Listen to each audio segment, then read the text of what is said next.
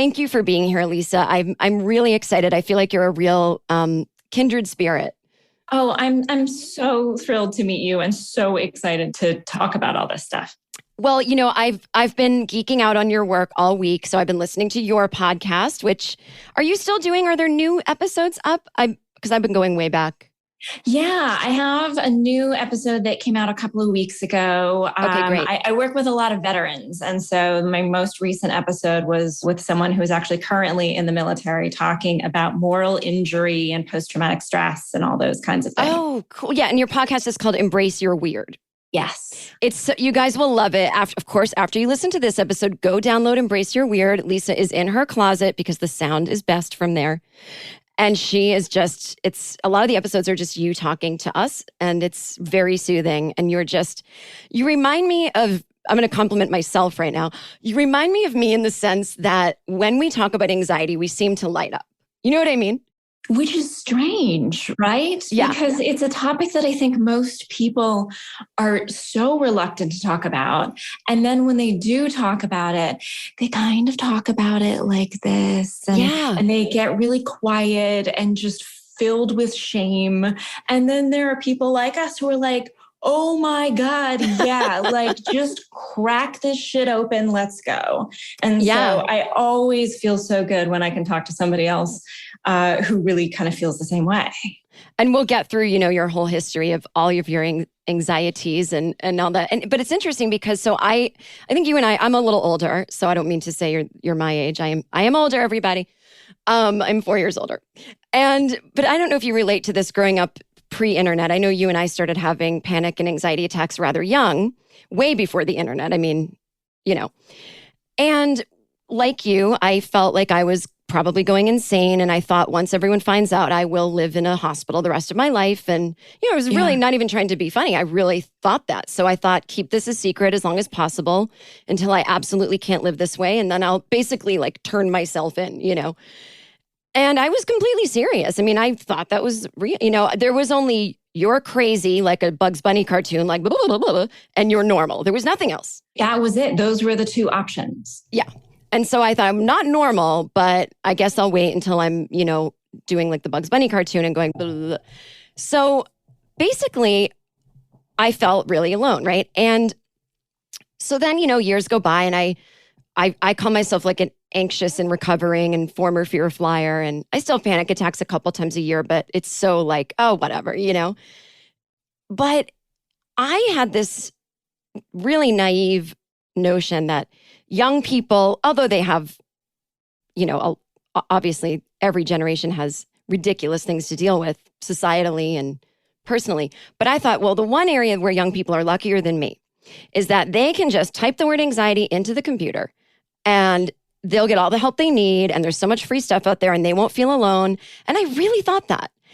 And it wasn't until by being a comedian going on the road that young people were coming to my shows and they were saying in the meet and greet line after, hey, thanks for talking about anxiety on stage. And I'd be like, oh, and the minute they say that, I write a story for them. Oh, they're in therapy. They're doing great. I'm like, oh, good to meet another one. Bye. And I would get DMs from them on social media later after the show saying, well, how do you handle it? And I'm like, what do you mean you don't know? Like, not in a rude way, but like I'm blown away here that I thought maybe you guys had figured it out.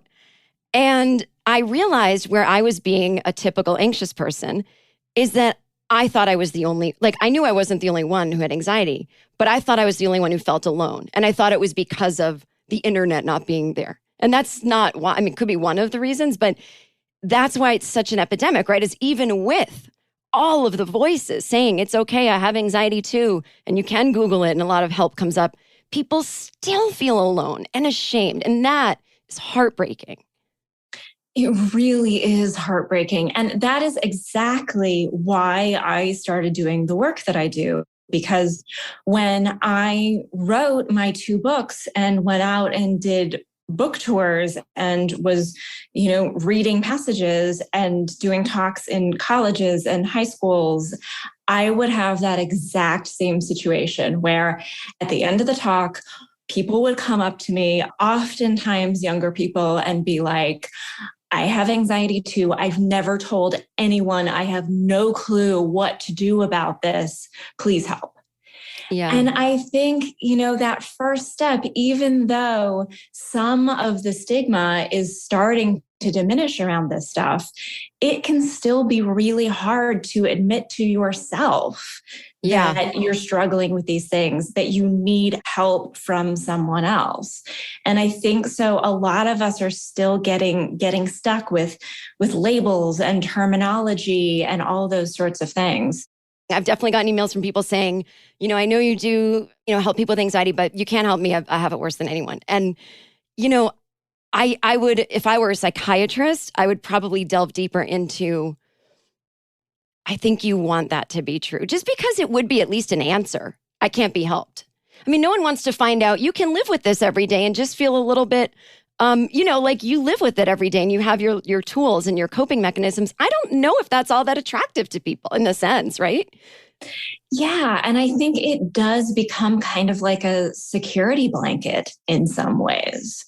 And I also find it really interesting, especially with people who are artists who have anxiety, who tie this idea of, well, my art, my writing, my comedy, my music all comes from the same place that my anxiety or my depression comes from. So if I deal with my anxiety and my depression, what happens to my art? And I think we get really tied into this idea of like the tragic suffering artist. Mm-hmm. And I know personally that like when I'm depressed, my writing is crap. That's right. Like I do better work when I feel okay. And so being able to kind of tap into, well, what is it about feeling a little bit better that freaks you out? What is it that you feel like you would have to let go of? Oh, that's a great question. What is it that you feel like you would then have to move forward and do if you weren't so burdened by the anxiety? So I think it gets super, super messy. Do you find that people's answers are, once they tell you what they're afraid of, they're kind of illogical and like that fear would never come to pass anyway? Or are they legitimate fears?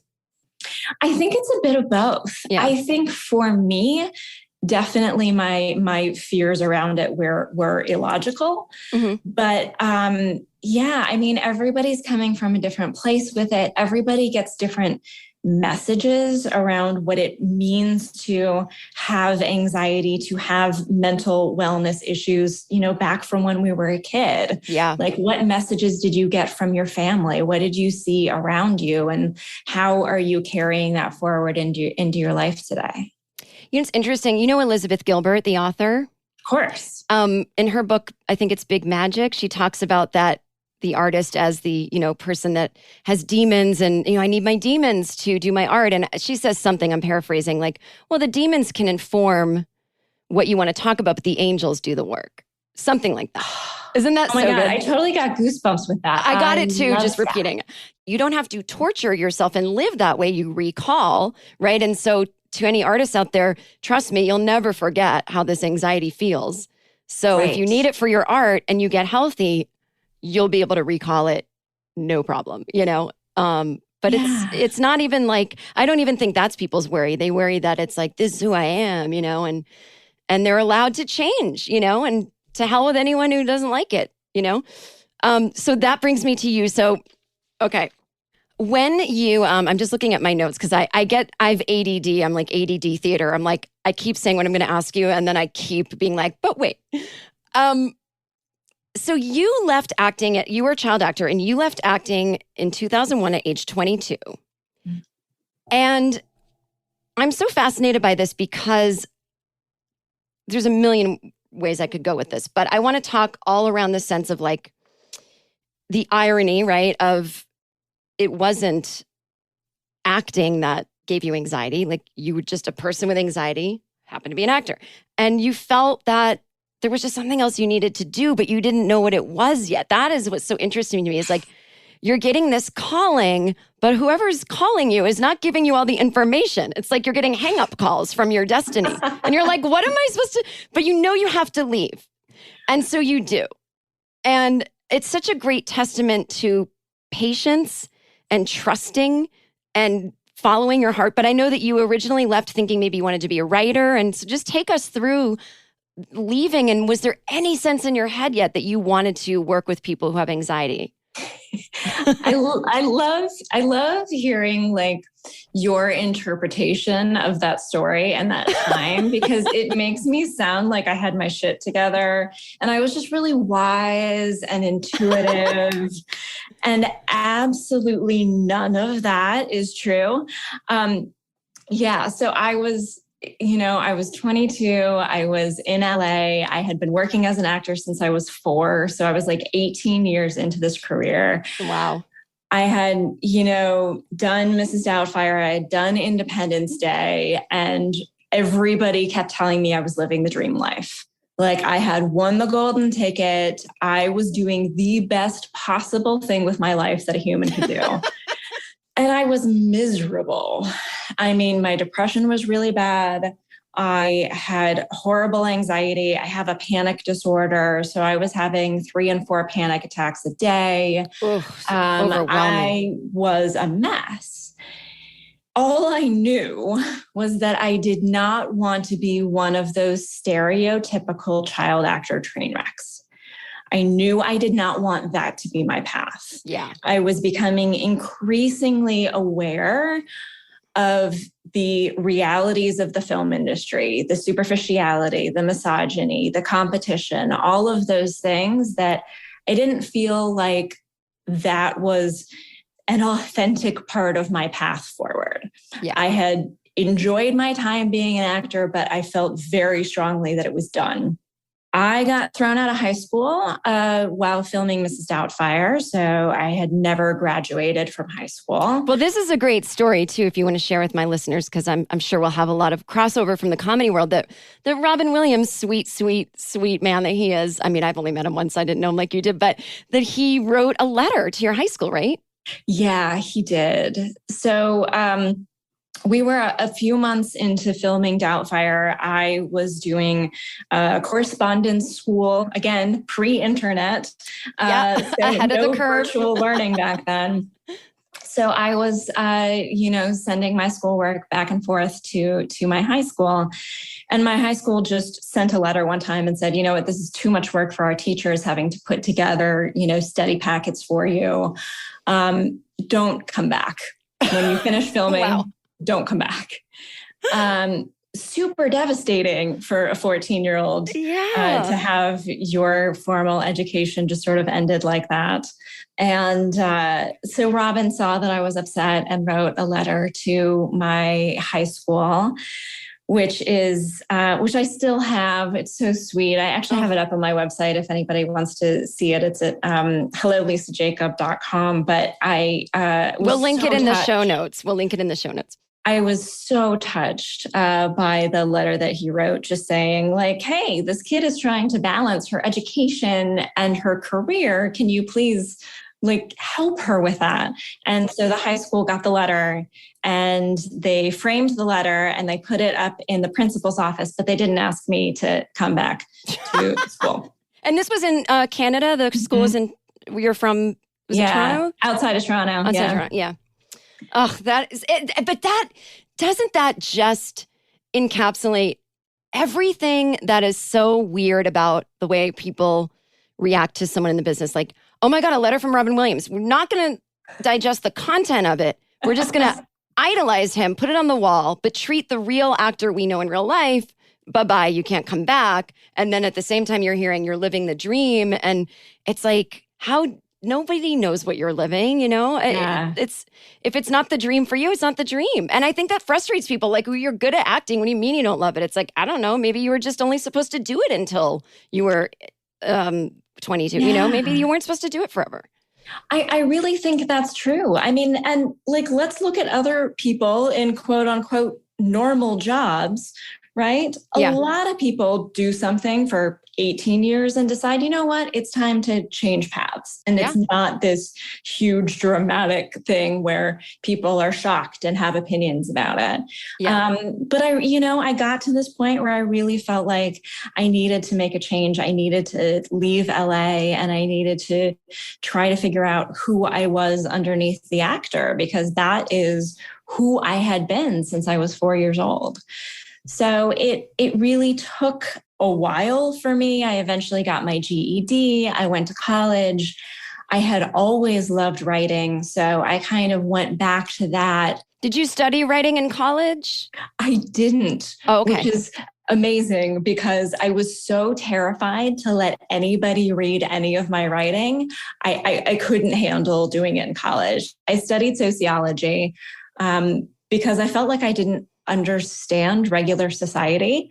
I felt like I had kind of grown up in this weird movie subculture. Yeah, it's almost like coming out of a cult. I mean, not as extreme, but it has its own languages 100%. And abbreviations. You know, it has its own society. And so you're like, oh, here I am in a different world, you know? Yeah. We'll be right back after this quick message from one of our sponsors. Hi, I'm Katie Lowe's. You might also know me as Quinn Perkins from Scandal or Rachel from Inventing Anna. I'm also a mother to my son Albie and my daughter Vera. I wanted to create a space for open and honest conversations about all things parenting. And I thought a podcast was the best way to do just that. Check out season 5 of my podcast, Katie's Crib. It is super raw, vulnerable, and hilarious. Katie's Crib in no way, shape, form is judgmental or telling you exactly how to parent or exactly how you should be. I think it really just makes you feel less alone and gives you a community. We're going deep with guests like Inventing Anna's Anna Klumsky, How to Get Away with Murders, Asia Naomi King. And yes, sometimes my son Albie when he bursts into my studio, so that's cool. Listen to Katie's Crib every Thursday on the iHeartRadio app, Apple Podcasts, or wherever you get your podcasts. From tips for healthy living to the latest medical breakthroughs, WebMD's Health Discovered podcast keeps you up to date on today's most important health issues. Through in-depth conversations with experts from across the healthcare community, WebMD reveals how today's health news will impact your life tomorrow. It's not that people don't know that exercise is healthy. It's just that people don't know why it's healthy. And we're struggling to try to help people help themselves and each other. Listen to WebMD Health Discovered on the iHeartRadio app or wherever you get your podcasts. On Long Shot Season 2, Payback, legendary women's soccer coach Anson Dorrance told me there are players he has paid to coach. Oh, what a finish by Jess McDonald! And players he'd coach for free. McDonald in the area, one touch! Oh my goodness! But that he would pay to coach Jessica McDonald. She's had some very difficult moments in her life, but there's something inside the great athletes that is why they're great. On Payback, the Charlotte Observer, Raleigh News and Observer, McClatchy Studios, and iHeartRadio share her story. I ran away from home when I was 17 years old. My recollections are mostly trying to find her. Thank God for sports. That was my escape. And then I find out I'm pregnant with my son. An incredible journey to the pinnacle of sports. I was making $13K. I couldn't afford childcare. McDonald, first start for the U.S. women's national team. How about that? Payback. Available now on the iHeartRadio app, Apple Podcasts, or wherever you get your podcasts. The whole stadium cheering equal pay. That's a movement.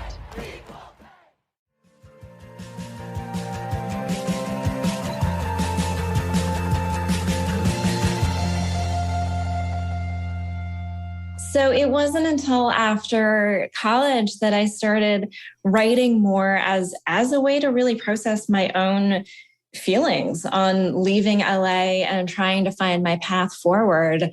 And I ended up writing my memoir because I wanted to just as sort of catharsis, get it out and get on the page. That memoir, everybody, which I read it and it's great. It's called You Look Like That Girl, A Child Actor Stops Pretending and Finally Grows Up. Get it everywhere you get books. And that came out in 2015? Yes. Okay. Yeah. So you wrote your memoir after college. Yeah. And then, it was the thing that we just talked about that, people kept coming up to me because in the memoir, I do talk about having anxiety and they just said, can we please talk more about this? So there you go. Second book. The second book is all about anxiety, depression, panic, trauma. And I interview a lot of other people and talk about kind of the latest research on what works and what doesn't, because I just felt like that was something that we all needed. This book is so great. It's called Not Just Me, Anxiety, Depression, and Learning to Embrace Your Weird. And what I love about this book too, I think if anyone has to buy one book about anxiety to start with, buy this because, yeah, like you said, it's one chapter will be your personal story, and then you give case examples and people you've worked with, and you've worked with war veterans. And I mean, you get into every single kind of anxiety and panic and everything in this book. So highly recommend. So anyway, so you didn't really know that this was a career path until after the first memoir. And then, so then did you start working with people after that as you were writing the second book? Yeah, it kind of evolved as I was writing the second book. I started working with organizations that help support combat veterans. So I started co-leading retreats where I would teach. I'm a yoga teacher as well. So I would teach yoga and meditation, therapeutic writing.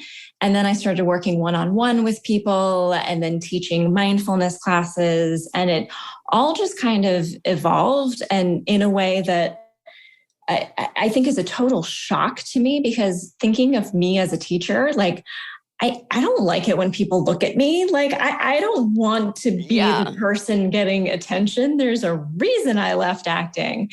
But I'm so And also, passionate. you know, with acting, you're playing characters. I mean, people are looking at you, but you don't see them looking at you because you're at home and they're at the movies. You know, it's like...